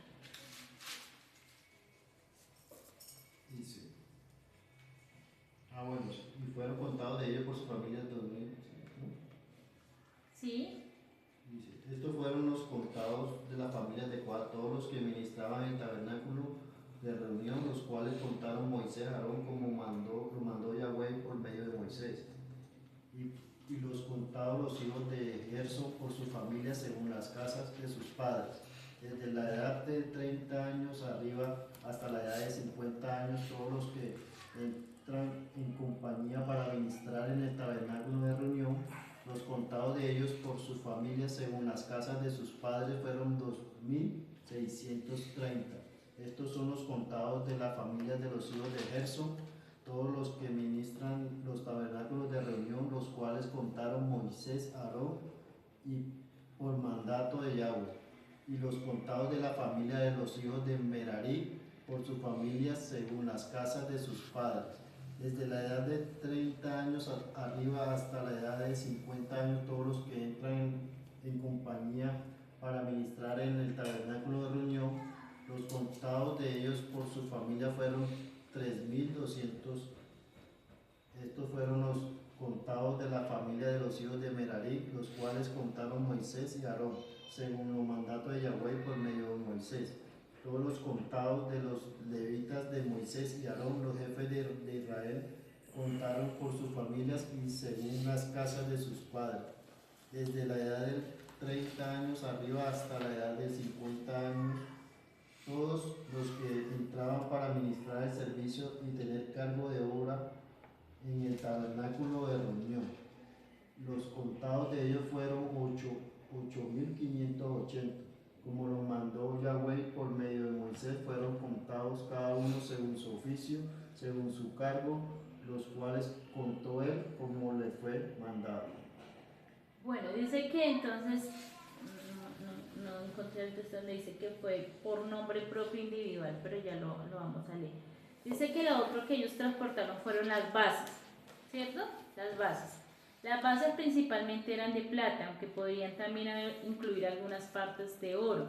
Pero dice que esas bases representaban el fundamento de todo el Mizcán, es decir, la cimentación.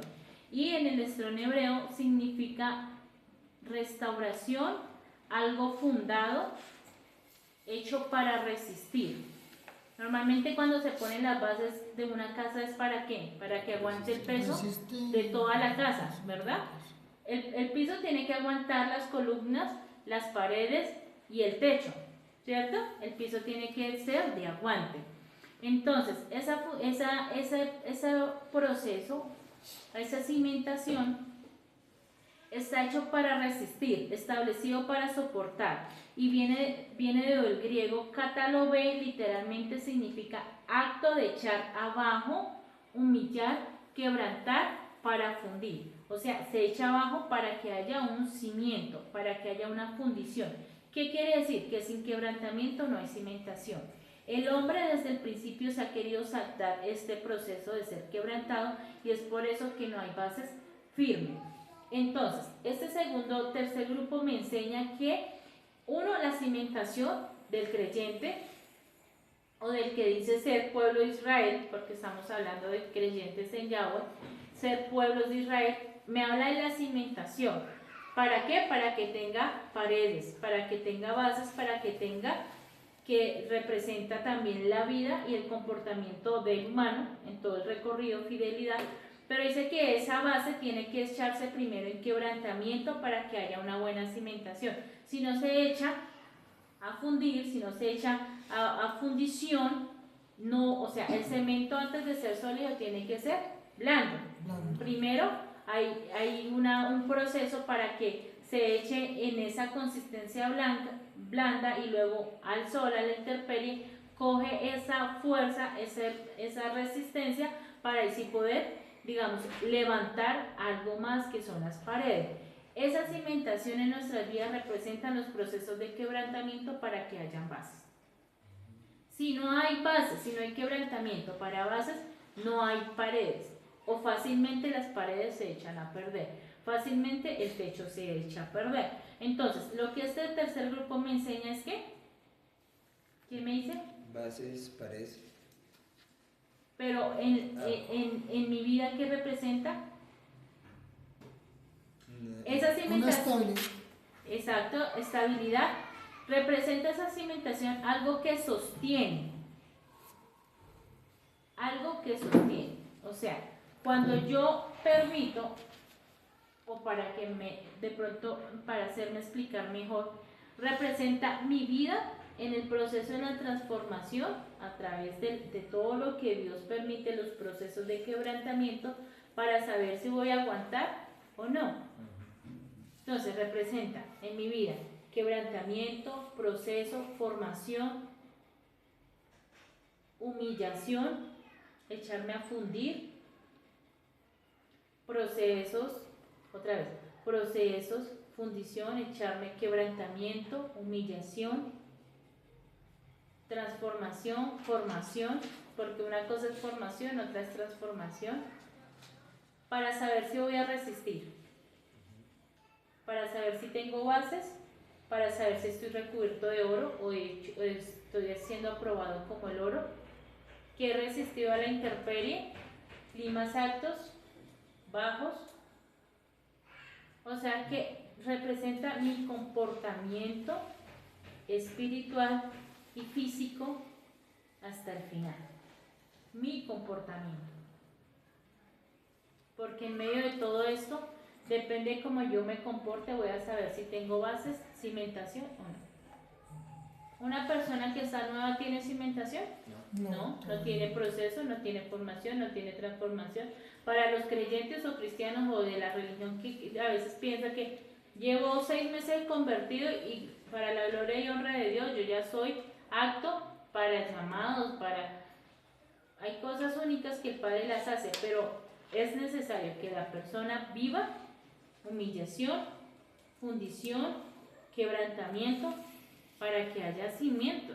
Por eso es que hay personas que son a veces como atrevidas, digo yo, para hacer muchas cosas y a la final terminan fuera del propósito de todo, es porque ni siquiera tienen cimientos. Sí. Y si se quieren echar un techo sin paredes y sin cimentación, y por eso se echa todo a perder. Mateo 25, 34, si me ayudan a leerlo. Mateo 25, 34.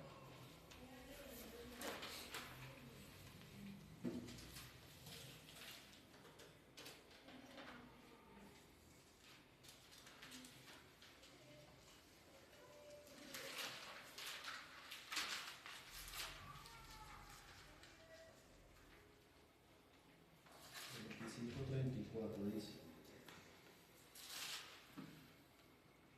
entonces el rey dirá a los de su derecha: venid benditos de mi Padre, heredad el reino preparado para vosotros desde la fundación del mundo.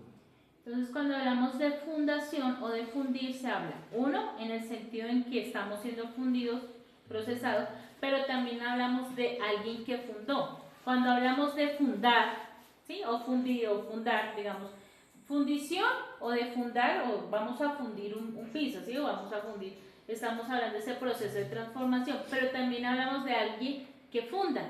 Sí. Y dice que desde el principio Yahweh ha fundado, desde la fundación del mundo, o sea, desde que puso ese cimiento inicial, desde aquel que fundó lo principal, lo inicial, dice que dará una herencia para los que se han permitido el proceso de ser fundidos. Se apareciera como, pero aquel que aguante el proceso de ser fundido, de tener cimentación y resistir, porque el piso, la cimentación resiste todo, tanto lo interno como las paredes y el techo que es externo, resiste todo. Dice que heredarán con aquel que fundó desde el principio, desde el que hizo la fundición o fundación del mundo, o sea, con Yahweh fundador desde el inicio, heredando o dando herencia a aquellos que resistan el proceso de ser fundidos y que tengan simientes y tengan una cimentación fuerte, o sea, que estén aprobados. ¿Por qué amargo? Merari significaba amargo, ¿cierto? El significado de amargo. Sí, señor. Amargo, sí. Amargo. Dice, ¿por qué amargo? Porque el ser procesados para tener cimientos no produce muchas veces alegría. ¿O a quién le gusta ser quebrantado? Por un momento donde usted está, yo lo invito a que piense. En este caminar con el Padre, ¿usted ha sido quebrantado? ¿Sí? Bueno.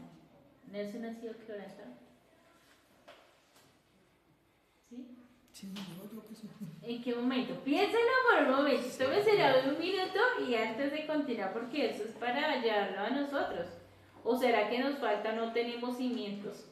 Y por eso a veces cavilamos en tantas cosas con el Padre. Piense qué momento en su vida usted ha sido quebrantado.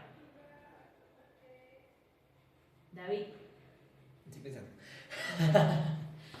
esto es importante parar y pensar. ¿O en qué área de su vida usted ha sido quebrantado? Para que tenga cimientos, para que usted esté aquí.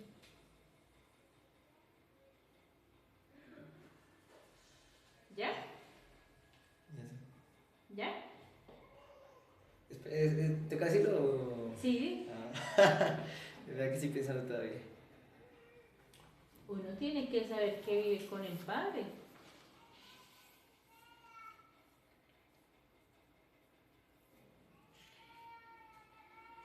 Porque es lo que nos sostiene. ¿En qué área de su vida usted ha sido quebrantado?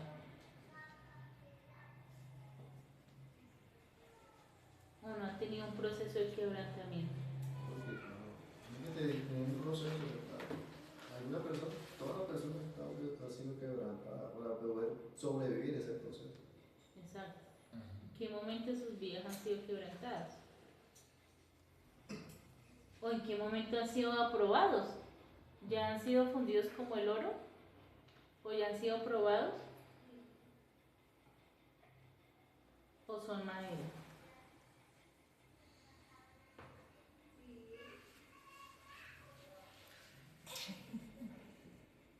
¿Ves? No sé si tiene, o sea, no sé si entra la pregunta, pues digamos... No, pregunta no respuesta.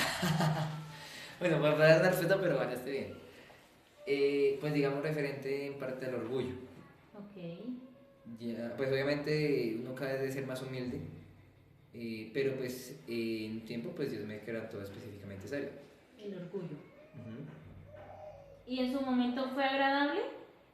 No entendía nada. ¿No entendiste nada? No, en el momento, claro, en el momento.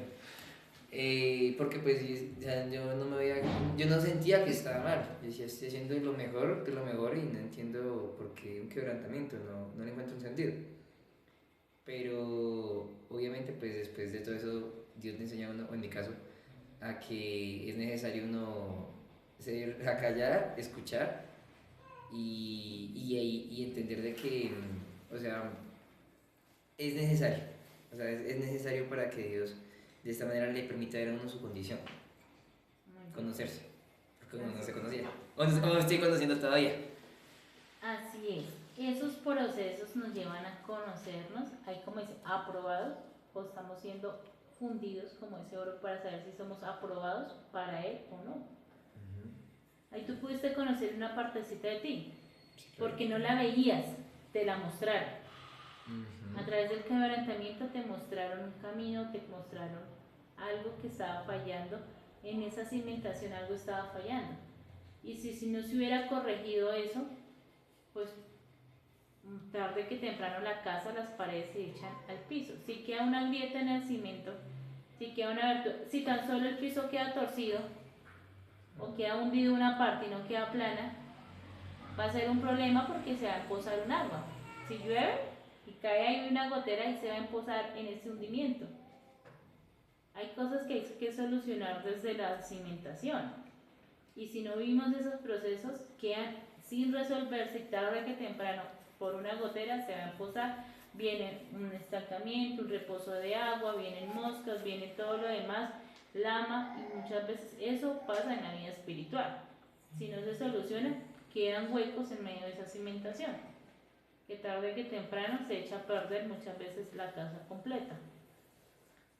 Nelson, ¿qué proceso has vivido tú de quebrantamiento? Pues hasta el momento no tengo idea. No tienes idea. Henry. Sí, hay procesos que lo quebrantan a uno. Normal, como puede ser a mí, pues, el mío, pues, duro, sí, el momento cuando mi papá y mi mamá se separaron. Hubo un quebrantamiento, claro, de seguir como ver ese linaje, o sea, pero no hice lo mismo, ¿sí me entiendes? Deben ser. De vencerlo, Y de cambiar una historia. cambiar algo diferente. Bueno, esos procesos traen amargura muchas veces, aflicción, dolor, ¿cierto? Porque lo que dice David, en el momento no se entiende. Dios le permite unos procesos en la salud, porque a veces Dios lo quebranta a uno con la salud, Sí. lo quebranta a veces con lo que uno más ama.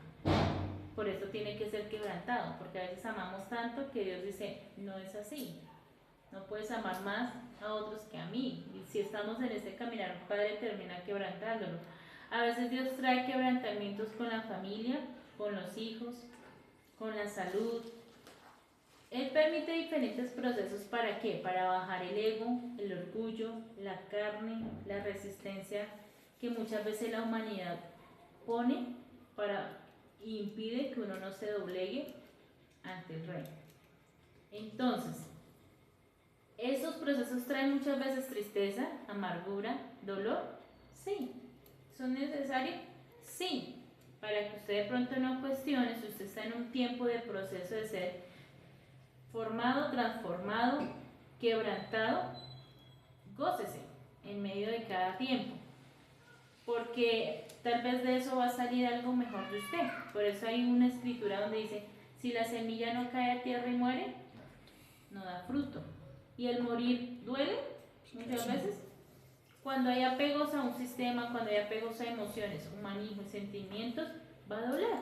Porque es desligarse de ese cordón, es soltar, es romper, es como dicen, cambiar una historia, o sea, es dar un giro completo. Entonces por eso Merari significaba amargo, porque es el proceso de transformación de una persona. Dice, el ser procesado para tener cimientos no produce muchas veces alegría, más bien trae aflicción por la naturaleza caída, por el ego, por el orgullo, por la carne, por la resistencia que la humanidad tiene para doblegarse, porque implica un morir y no tiene este proceso todos independientemente, no tiene edad. Este proceso todos independientemente de la edad que se llega a los pies del maestro es necesario morir. Entonces, en el versículo 32, que era el que estábamos buscando, dice así: también los postes para el perímetro del patio, con sus bases, estacas de tienda, cuerdas y otros accesorios y todo lo que tenga que ver con su servicio. Asignarás cargas particulares a personas específicas por nombre. Entonces, este es un proceso y una responsabilidad individual y con nombre propio, que no depende de nadie más, sino solo de quien decide tomar la responsabilidad. O sea, era una responsabilidad única. El proceso de morir y echar frutos y echar cimientos, ¿de quién es? Del sacerdote. Única de la persona, sea sacerdote, mujer, niño, niña. Es única, por eso dice por nombre propio, específicas a personas específicas. Lo que me enseña es una individualidad. Hay procesos, o los procesos de echar, digamos, de ser cimentados es único, porque usted decide si se deja transformar, usted decide si muere, como esa semilla, para dar un fruto, usted decide, porque, digamos, de esta parte externa se te puede decir, aconsejar, mostrar el camino, lo que decía, digamos, David. No lo veía, me mostraron algo que había en mí, pero ¿de quién fue la decisión si se dejaba humillar y doblegar ese orgullo? Personal, individual. Solo él pudo tomar la decisión de decir, aunque no lo entiendo, escucho, obedezco y avanzo. Así es el caminar con el Padre. Hay procesos únicos de las personas que es quien decide si se deja, o quien decide si muere o no para avanzar. De la parte externa está ¿qué? El consejo, la formación, la guía, el mostrar, como lo hacía este grupo, era ¿qué? Guiar el camino. El transportar era ¿qué? Conducir por un camino. Ellos, su responsabilidad era conducirlos para que vieran la condición de ellos. Pero muchos, por más que de pronto se hacía la tarea en el Mizcán, no entendieron.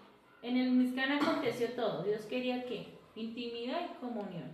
Quería transformar el alma, quería transformar el cuerpo, quería traer la cobertura, mostrarles el plan de redención. Con el Mizcán quería mostrarles ¿qué? La fidelidad que ellos debían tener hasta entrar a la tierra prometida, porque esos eran los simientes de ellos. ¿Cuál eran? Que tuvieran fidelidad ¿Cuáles eran sus cimientos? Que a través de las pruebas del desierto, de esos años de peregrinaje, ellos pudieran ser fieles, aptos y probados como el oro. O sea, Dios, que estaba haciendo en el desierto, los estaba probando como el oro, les estaba pesando el valor, les estaba haciendo ¿qué? Resistente para lo que vendría, la gloria futura, la tierra prometida. Pero fueron aprobados, No, No. ninguno. No. Casi solamente excepto algunos fueron aprobados. O sea, la de generación. 6.000 que hubiesen sido aprobados, ¿cuántos? De la generación que salió, Como 2000. 2. Menos. Menos. Entonces, imagínate que no es el número, es quienes resisten, quienes entienden el proceso con el Padre.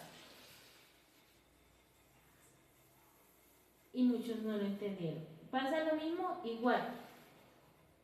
En este tiempo el Padre nos ha dado todo ese miscán en nosotros para que entendamos todo. El Espíritu Santo, atributos, Rúa, Menorá, fiestas, tiempos señalados, escritura, siervos, todo lo dispuesto para que podamos resistir hasta el final y ser actos y aprobados, pero muchos no lo entienden. Nos ha dado desiertos para transformarnos, pero ¿qué pasa en el desierto? Queja, murmuración, cuestionamiento y chao, me voy, muerte espiritual. Y literal para muchos. Entonces, ves que aunque esto ya pasó hace muchos años, la historia se repite. Entonces, ya para finalizar, un pequeño resumen. Entonces, coatita representa la parte íntima, divina y relación con la presencia de Yahweh. Coatitas. Gersonitas, mi cuerpo, la estructura, mi cobertura, las vestiduras de justicia, obras, acciones, ejecución, testimonio que yo doy de aquel que habita en mí y el cuidado también con mi cuerpo. Los meraritas, el proceso para ser cimentados, para ser aptos y aprobados, para ser resistentes y poder resistir. Eso representa el Mishkan. Todo está en nosotros, todo está en nosotros. Todo Dios nos dio el don y la capacidad de poder aguantar y soportar esa gloria divina en nosotros, la tenemos. Solo que hay que morir. Entonces dice Juan, vamos a leer unos textos ya para finalizar. Juan 16:33 dice así: estas cosas, Juan 16:33, estas cosas os he hablado para que en mí tengan paz. En el mundo tendréis aflicción, o sea, cimentación, pero confiad, yo he vencido al mundo. Apocalipsis 2:7, solo el que venciere, aquellos que tengan oídos, oigan lo que el Rúa les está diciendo a las asambleas mesiánicas. Aquel al que prevalezca o venza, yo le daré el derecho de comer del árbol de la vida que está en el Gan Edén de Yahweh. O sea, solamente aquel que pone cimientos es aprobado, y de ahí para adelante estructuras, íntimo, relación, cuerpo, acciones, justicia, todo lo que el Mishkan, tanto usted y yo permitamos que ese Mishkan esté activo en nosotros o seamos activos en ese Mishkan, en ese tabernáculo, que uno dice tan pequeño a veces, estos miembros que es tan pequeño tienen la capacidad de tantas cosas, y es lo más sorprendente. A mí lo que más me sorprende de todo este estudio es lo que yo digo, he dicho en cada enseñanza, lo que muchos hombres hicieron en ese Mishkan, Dios nos dio la capacidad de que lo podamos ejecutar en este cuerpo. Es tremendo, porque imagínense usted cargando 40 años basas, oro, cimentación. Por un momento usted diría, uy no, qué pesado y qué carga tan pesada. Pero ahora todo eso traigámoslo a nosotros, el ser aprobados, el ser resistentes, el poder ser actos, el poder tener la intimidad, la divinidad, la presencia, el pan de la proposición, el tener esa Torah, el tener todo en nosotros y decir, aún así, o sea, nos dio tanto el Padre, o sea, por un momento usted mire este cuerpo, el que es flaquito, chiquito, como sea, pero caber tantas cosas dentro de usted, en su alma, en su ser, en su cuerpo, poder transmitir tantas cosas, es algo sobrenatural. Sí. O sea, yo no sé si usted se sorprende o no, pero decir, yo he sido aprobado, yo he sido apto, yo he estado en las intemperies de alto calor, de un calor bajo, y en todas esas me he mantenido en fidelidad a Yahweh. Eso es mucha misericordia y milagro del Padre. Porque muchos en esos procesos de fundición se quedan. Entonces, para que usted se goce, se alegre y repita conmigo, ¿o no saben que su cuerpo es un templo para el Ruach HaKodesh que vive dentro de ustedes, el cual recibieron de Yahweh? Y este texto, si vamos versículos más atrás, es algo muy tremendo también porque habla acerca de un pecado que se dio mucho en el pueblo de Israel, que fue la prostitución sexual, moral y espiritual. Dice, si alguien me ayuda a leerlo desde el 17 y 18, 1 Corintios 1 Corintios 6, 19, 17 y 18. 16 qué? 6, 19. Ah, 6. 1 Corintios 6, 19.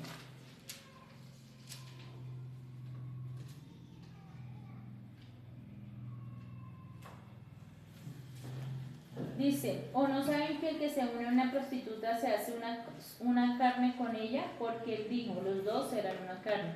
Pero el que se une a nuestro Señor es un espíritu con él. Huyan de la fornicación, porque cualquier pecado que el hombre comete está fuera de su cuerpo, pero el que fornica peca contra su propio cuerpo. ¿O no saben que su cuerpo es templo del Ruach HaKodesh que mora en ustedes, a quien han recibido de Yahweh y que no se pertenecen a sí mismos? Entonces el contexto donde este versículo va mucho en relación a uno de los pecados más persistentes en medio del pueblo israelí, era la prostitución sexual, moral y espiritual. Fue uno de los pecados que el pueblo de Israel por toda la historia pecó, moral, espiritual y sexualmente. Y dice que es el pecado que está contra el mismo cuerpo, o sea, que se prostituye sexualmente, moralmente, espiritualmente, está pecando contra el mismo cuerpo, templo, contra el mismo Mizkan, contra la misma presencia de Yahweh. Entonces digamos que es algo tener mucho cuidado también, una advertencia. Cuídense de la prostitución sexual, moral y espiritualmente, porque si en ustedes cabe tanto, también el juicio, por lo mismo que se ha dado, entregado, la capacidad que se ha entregado a sí mismo también, pues es el juicio. Entonces, pues con esto ya finalizamos esta enseñanza, el capítulo 4 del libro de Bamidbar Midbar.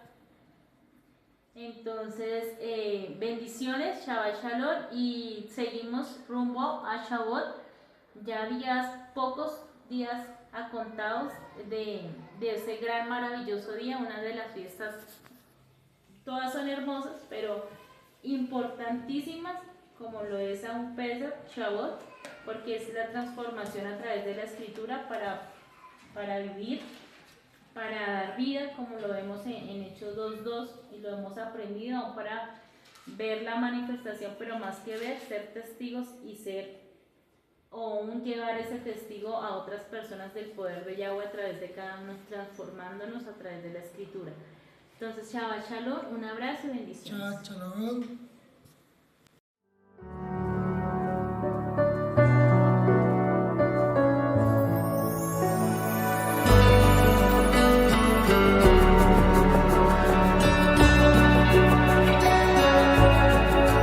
No obstante, he aquí, vienen días, dice el Señor, cuando no se dirá, vive Dios quien hizo subir a los hijos de Israel de la tierra de Egipto. Viene un éxodo que es mayor en el fin de los tiempos y se dirá, vive Dios quien hizo subir a sus hijos del norte y de todo lugar, que aunque un tiempo los dispersó, los hará regresar desde toda nación. Pronto vendrá su Salvador y de un extremo del cielo al otro los rescatará.